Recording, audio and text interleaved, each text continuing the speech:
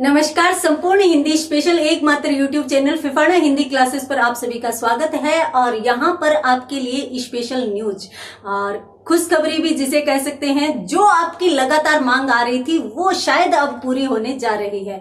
तो कल जो क्लास होने वाली है, या अर्थात जो संडे को अपनी जो स्पेशल मेगा क्लास होती है वो 9 बजे की रहती है, परंतु कल 9 बजे की बजाय वो सुबह 6 बजे होगी। और उसके बाद दूसरी बात 11 बजे आ रहा है आपके लिए स्पेशल टाइम टेबल, जिसमें मनोविज्ञान और शिक्षण विधियों के साथ साथ थोड़ा सा समय में भी बदलाव किया गया है। तो कल सुबह 6 बजे जल्दी उठिएगा, जुड़िएगा हमारे साथ। और साथ साथ 11 बजे जो न्यू टाइम टेबल आ रहा है, कौन कौन से बदलाव आ रहे हैं, कौन कौन सी नई क्लासेस मिल रही है, मनोविज्ञान व शिक्षण विधियों की क्लास किस समय मिलेगी, जो आपकी मांग आ रही थी वो भी पूरी होगी। तो कल 11 बजे और 6 बजे आना मत भूलिएगा, जुड़ना मत भूलिएगा। और इसी के साथ अब अपन बढ़ते हैं अपनी आज की क्लास की तरफ। तो आज की क्लास में अपन अपने मुख्य टॉपिक की तरफ बढ़ने से पहले देखते हैं वही 2 शब्द। तो सबसे पहले तो अपन कौन से शब्द देखते हैं, पारिभाषिक शब्दावली के 2 शब्द देखते हैं। और पारिभाषिक शब्दावली में आपके पास आज एक शब्द है एडजर्न। एडजर्न, इसको अपन यूं लिख सकते हैं एडजर्न, जिसका शाब्दिक अर्थ होता है स्थगित करना। इसका शाब्दिक अर्थ होता है स्थगित करना। और उसके बाद दूसरा शब्द यदि अपन देखें तो इसी से मिलता जुलता एक शब्द और है एडजर्न, एडजर्न्ड साइन डाई।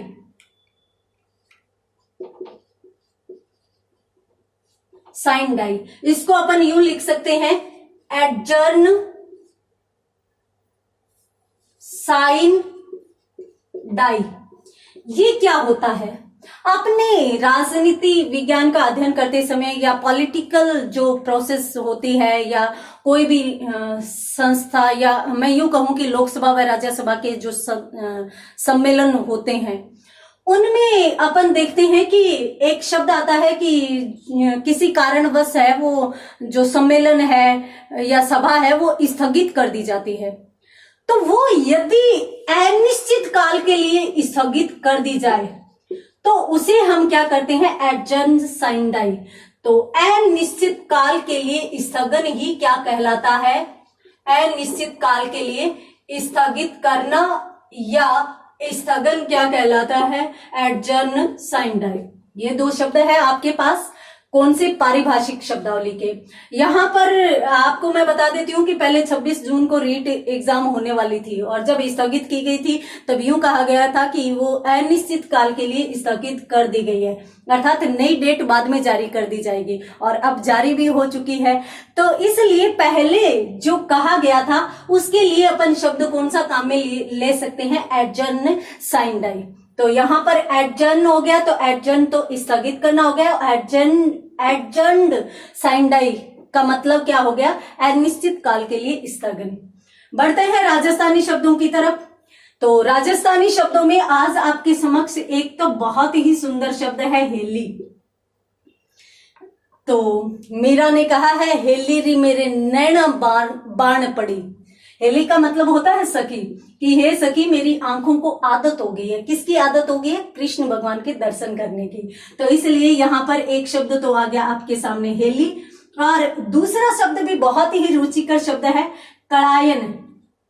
ये मैंने आपको पहले भी एक दिन बताया था कि सामान्यतः ये तो होता है लय, और इसके साथ यदि अपन इस प्रकार से लगा दें तो वो अड़या हो जाएगा। वो भी अपन सामान्यतः बोलचाल में काम में लेते हैं। सामान्यतः अपन बाल नहीं बोलते, बाढ़ बोलते हैं राजस्थानी में। तो ये जो अड़य है उसको कैसे लिखा जाएगा, उसको इस प्रकार से लिखा जाएगा। तो एक शब्द है कड़ायन। अब कड़ायन क्या होता है, एक गाना याद कीजिए, काली कड़ायन उमड़ी। तो कड़ायन क्या होती है, काली घटा को कड़ायन कहा जाता है। तो काली घटा क्या कहलाती है? कड़ायन कहलाती है। दोनों ही रुचिकर और महत्वपूर्ण शब्द है। जल्दी से आप स्क्रीनशॉट लीजिए इसका और उसके बाद अपन बढ़ते हैं आगे। तो यहाँ पर अपनों ने 4 शब्द देखे हैं जो अपना डेली का रूटीन है। एडजर्न का मतलब स्थगित करना और एडजर्न्ड साइन डाई का मतलब अनिश्चित काल के लिए स्थगन। हेली सखी और कड़ायन काली घटा। बढ़ते हैं आगे अपनी क्लास की तरफ। और अपनी इस क्लास में अपन पढ़ रहे थे क्रिया टॉपिक को, और क्रिया में भी अपन क्या पढ़ रहे थे? काल के आधार पर क्रिया के भेद पढ़ रहे थे। तो उम्मीद करती हूं कि जितना अपनों ने पढ़ा है क्रिया को वो समझ में आया होगा। और इसके अलावा मैंने आपको कहा था कि यदि आपको किसी भी चीज से संबंधित समस्या आती हो, संख्याओं से संबंधित समस्या आती हो, क्योंकि संख्याओं के कौन से रूप शुद्ध माने जाते हैं? शब्दात्मक रूप। तो यदि आपको कहीं किसी भी टॉपिक से संबंधित समस्या आती हो तो आप कमेंट कर सकते हैं, आपके लिए वो क्लास भी दे दी जाएगी।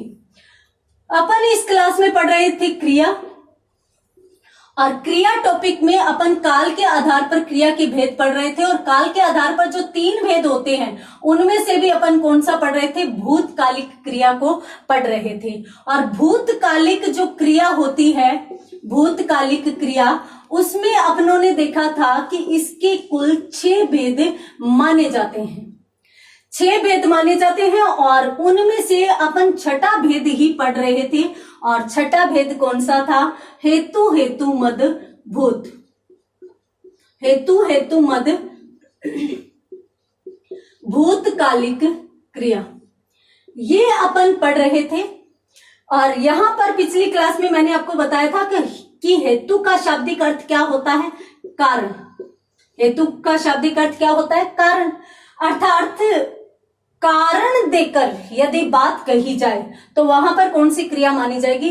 हेतु हेतु मद क्रिया मानी जाएगी। और यदि वो कारण देकर बात भूतकाल में कही जा रही है तो वो भूतकालिक क्रिया मान ली जाएगी। सामान्यतः इसकी यदि अपन पहचान की बात करें तो इसकी पहचान होती है यदि तो या अगर। अगर तो या अगर, ये यदि सीधा भी आ सकता है, अगर सीधा भी आ सकता है, इनके साथ तो लगा हुआ भी आ सकता है, किसी भी प्रकार से आ सकता है। शर्त देकर सामान्यतः बात कही जा सकती है, वहां पर अपन कौन सी क्रिया मानेंगे? हेतु हेतु मद भूतकालिक क्रिया मानेंगे। देखते हैं इसके कुछ उदाहरण यदि अपन देखें तो यदि बरसात होती तो फसल अच्छी होती। ठीक है, आपको बताया गया कि कारण, यानी फसल अच्छी कब होगी? जब कारण रहेगा, अर्थात बरसात होगी तो ही फसल अच्छी होगी। यहां पर शर्त दे दी कि यदि बरसात अच्छी होगी तो ही फसल अच्छी होगी, तो होती भूतकाल में। यदि फसल, अब अपने सामान्यतः यूं हुआ कि फसल को घर पे लेकर आए, और घर पर लेकर आए तो यूं कहा इतनी हुई, तो यूं कहा कि बरसात होती तो फसल अच्छी होती ना, यानी ये भूतकाल की बात की जा रही है। उसी प्रकार से एक वाक्य और देख लें कि यदि मेहनत करते करते तो सफल होते। यदि मेहनत करते तो सफल होते, तो यहां पर भी सफल कब होते? यदि मेहनत करते। तो इसलिए शर्त दी गई है, कारण दिया गया है, तो इसलिए ये वाक्य भी किसमें जाएगा? हेतु हेतु मद भूत में। उसी प्रकार से यदि, या इसको अगर में भी अपन लिख सकते हैं। कैसे? अगर वह मेरे पास आता तो मैं अवश्य मदद करता। तो यहां पर भी शर्त देकर बात कही जा रही है कि यदि मेरे पास आता तो मैं मदद करता, यानी ये भी भूतकाल की बात हो रही है। जल्दी से स्क्रीनशॉट लीजिए, उसके बाद बढ़ते हैं अपन आगे। यहां पर भूतकालिक क्रिया के जो 6 भेद आपको मैंने बताए थे वो सारे के सारे अपन पढ़ चुके हैं। और यहां पर भूतकाल से संबंधित अब अपन देखेंगे कुछ विशेष नियम। और एक बात और बता देती हूँ, कुछ किताबें हैं वो 9 भेद लिखती है, कुछ किताबें 10 भेद लिखती है, कुछ नेमी संकेतार्थ नाम से कर देती है, कुछ अपूर्ण संकेतार्थ, पूर्ण संकेतार्थ इस नाम से कर देती है। परंतु जो वो भेद किए जाते हैं वो कोई भी अलग से भेद नहीं होते, सामान्यतः इन्हीं चीजों में वो स्वीकृत किए जाते हैं। तो इसलिए उनको अलग से पढ़ने की कोई जरूरत नहीं है, कहीं भी कंफ्यूज होने की जरूरत नहीं है। आपको मान्य और अच्छी चीजें यहाँ पर बताई जा रही है, आप बस इतना पढ़ लीजिए, आपके लिए पर्याप्त रहेगा। अब अपन बात करते हैं कुछ विशिष्ट नियमों की, विशेष नियम की। अब विशिष्ट या विशेष नियम कौन कौन से होते हैं? सामान्यतः अपनों ने 6 प्रकार के भेद पढ़े। उनमें यदि कहीं पर अंत में था आ जाए, थी आ जाए, थे आ जाए, ये तीनों क्रिया आ जाए और उससे पहले कोई भी क्रिया शब्द नहीं आए, यानी क्रिया शब्द नहीं आए। अब सामान्यतः यूं कहते हैं कि मैं भोजन करता था, तो करता था लिख ही देती हूं मैं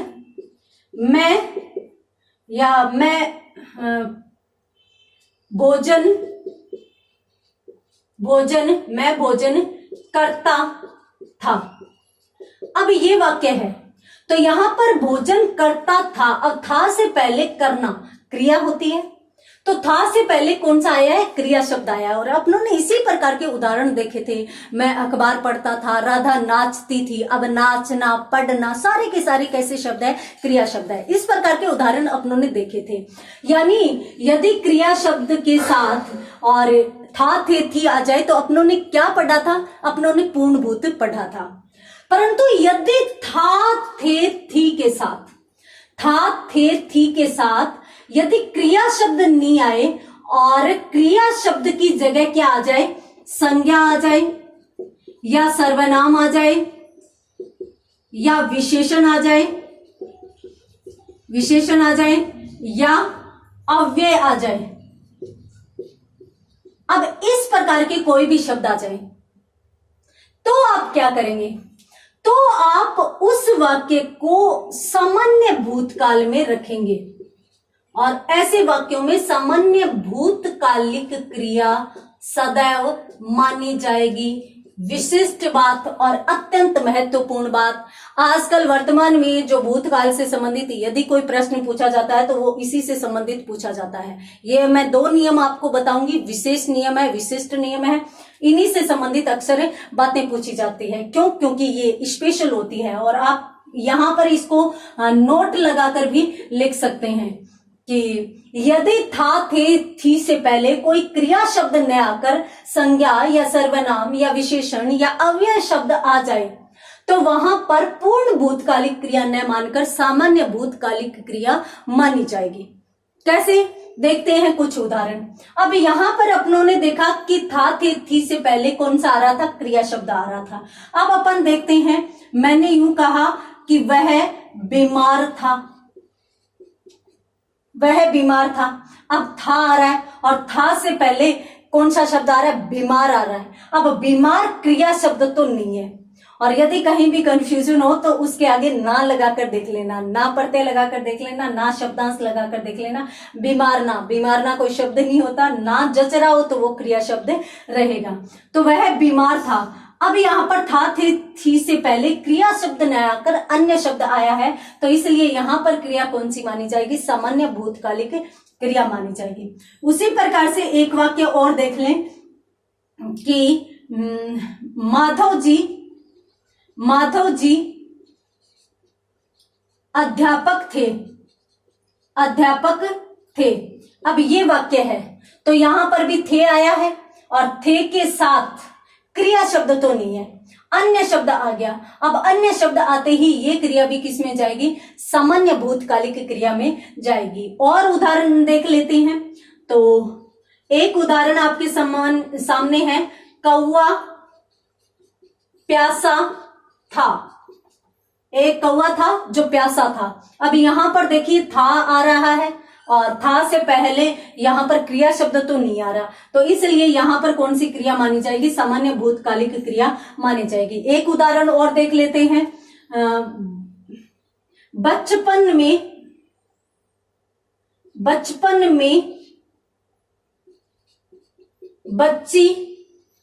बच्ची बड़ी शैतान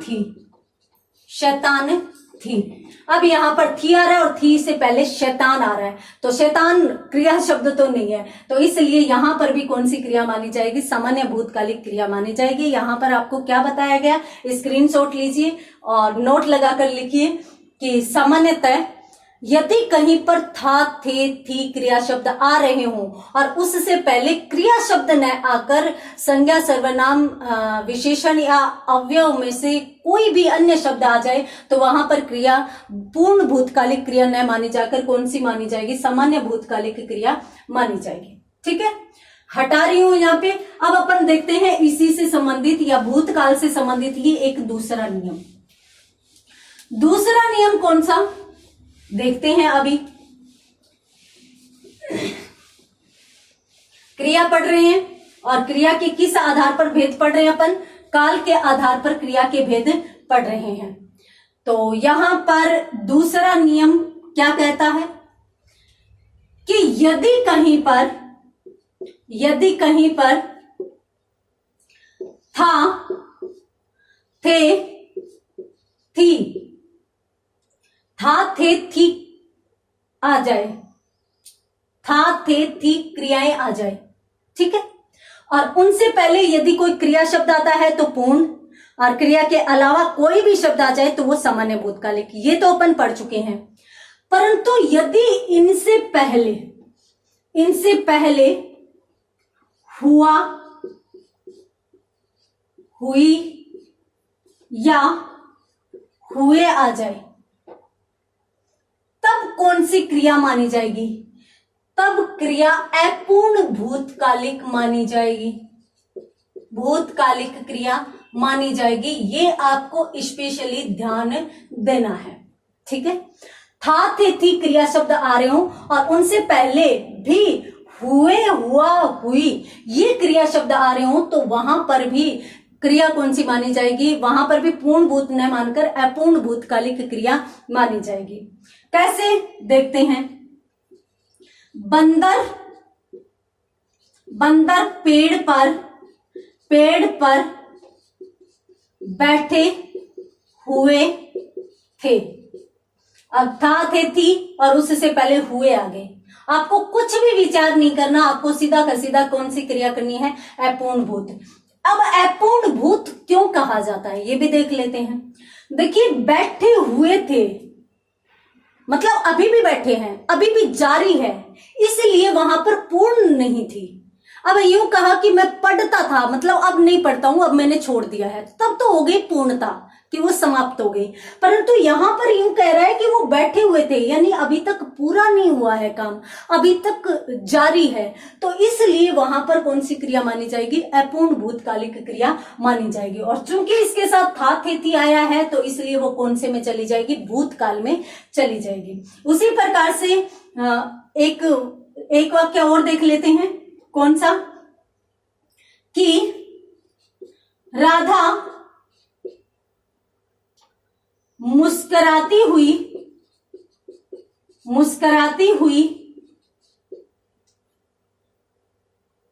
या यहां पर तो आई आ जाएगा, मुस्कुराती हुई थी, यही मान लीजिए आपने। हालांकि वाक्य अशुद्ध हो गया तो अपन दूसरा ही लिख लेते हैं। जैसे यूं कह दें कि राधा बैठी हुई थी। अब इस प्रकार से वाक्य आ जाए, यानी था, थे, थी आ रहा है और उससे पहले हुई आ गया। अब हुई इस प्रकार से आ जाए या इस प्रकार से आ जाए, दोनों के दोनों हमारी शर्त में आ जाते हैं और इस प्रकार से उसमें भी कौन सी क्रिया मानी जाएगी? अपूर्ण भूतकालिक क्रिया मानी जाएगी। उसी प्रकार से मान लो कि मैंने चाय पी हुई थी, या मेरी चाय, मेरी सही रहेगा यहाँ पर, मेरी चाय पी हुई थी या मैंने पी ली थी। तो इसलिए यहाँ पर क्या होगा, था थे थी के साथ हुई शब्द आया, तो इसलिए यहाँ पर भी कौन सी क्रिया मानी जाएगी, अपूर्ण भूतकालिक क्रिया मानी जाएगी। आपको यहाँ पर दो ही शब्द ध्यान में रखने हैं, था थे थी से पहले दो ही नियम मान लीजिए, था थे थी से पहले हुआ हुई हुए, इनमें से कुछ भी आ जाए कि वह गया हुआ था, वह आया हुआ है, आया हुआ था, तो इस प्रकार से आया हुआ, गया हुआ था, अंत में था थी आ जाए और उससे पहले हुआ हुई हुए में से कोई भी शब्द आ जाए तो वहां पर क्रिया कौन सी मानी जाएगी, अपूर्ण भूतकालिक क्रिया मानी जाएगी। और इसी के साथ हमारी भूतकालिक क्रिया यहाँ पर कंप्लीट होती है। और अब अपन पढ़ते हैं क्रिया का अगला भेद। किस आधार पर, काल के ही आधार पर। काल के ही आधार पर अपनों ने देखा था कि कितने भागों में क्रिया बंटी हुई है, 3 भागों में बंटी हुई है। और 3 भाग कौन कौन से, भूतकालिक क्रिया, वर्तमान कालिक क्रिया और भविष्यकालिक क्रिया। अपनों ने यहाँ पर भूतकालिक क्रिया पढ़ ली है, तो अब अपन दूसरा भेद पढ़ेंगे, कौन सा, वर्तमान कालिक क्रिया। वर्तमान कालिक क्रिया। अब देखिए क्या होता है, यदि किसी कार्य का या फिर क्रिया का वर्तमान यानी जारी समय में होना बताया जाए तो वहां पर क्रिया कौन सी मानी जाएगी, वर्तमान कालिक क्रिया मानी जाएगी। यानी जारी समय में, अब जो चल रहा है ना, इसी समय में यदि कोई क्रिया हो रही है तो उस समय उस क्रिया का काल कौन सा मान लिया जाएगा, वर्तमान काल मान लिया जाएगा। जैसे मान लो कि बालक पढ़ता है, ठीक है। उसी प्रकार से मान लीजिए कि मोहन पहाड़ पर चढ़ रहा है। अब इस प्रकार से आ जाए तो वो पढ़ता है यानी अब अभी पढ़ता है, और चढ़ रहा है यानी अब चढ़ रहा है। तो इसलिए इनके माध्यम से अपने को क्या पता चल रहा है, अपने को पता चल रहा है कि ये जो क्रिया है वो अब घटित हो रही है, जारी समय में घटित हो रही है। तो इस कारण उसमें कौन सी क्रिया मानी जाएगी, वर्तमान कालिक क्रिया मानी जाएगी। उसी प्रकार से यदि अन्य भेद देखें तो और देख लीजिए कि रघु गांव जा रहा है। तो यहां पर रघु अब गांव जा रहा है, तो इसलिए वहां पर वर्तमान समय की क्रिया होने के कारण यहां पर भी कौन सी मान ली जाएगी, वर्तमान कालिक क्रिया। इसी प्रकार से एक अन्य उदाहरण भी देख लेते हैं अपन कि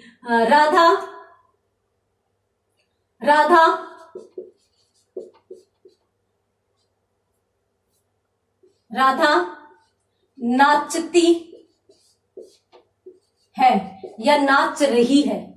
तो इस प्रकार के वाक्य यदि यहाँ कहीं पर दिखाई दे तो आपको कौन सी क्रिया माननी है, वर्तमान कालिक क्रिया माननी है। जल्दी से स्क्रीनशॉट लीजिए, उसके बाद बढ़ते हैं अपन आगे किस तरफ, वर्तमान कालिक क्रिया के भेदों की तरफ। अब वर्तमान कालिक क्रिया कितने प्रकार की होती है। अब आप यूं सोच रहे होंगे ये क्या हो रहा है, यानी ये तो क्रिया जो है वो बढ़ती जा रही है। ये भी बिल्कुल आसान होगी, भूतकालिक क्रिया की तरह ही होगी।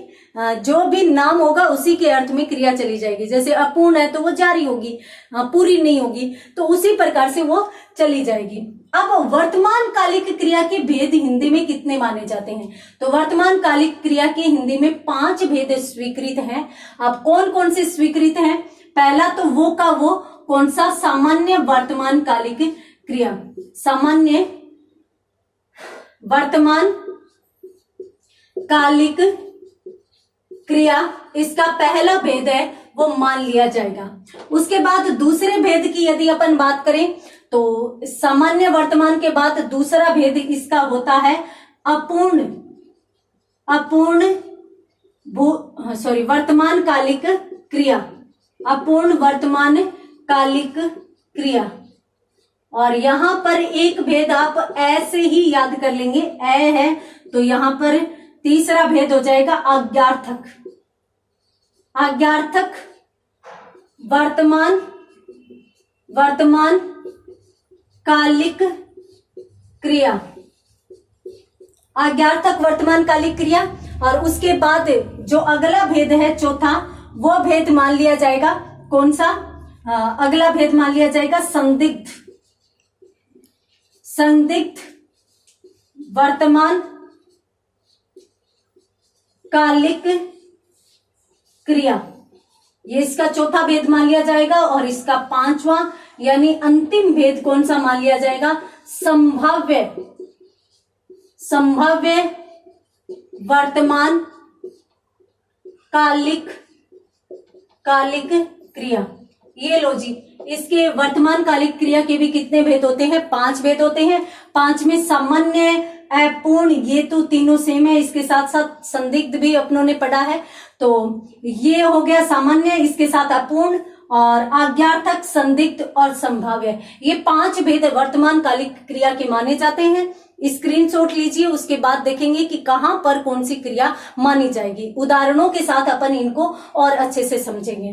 तो जल्दी से स्क्रीनशॉट लीजिए, उसके बाद अपन पढ़ते हैं वर्तमान कालिक क्रिया के विभिन्न भेद।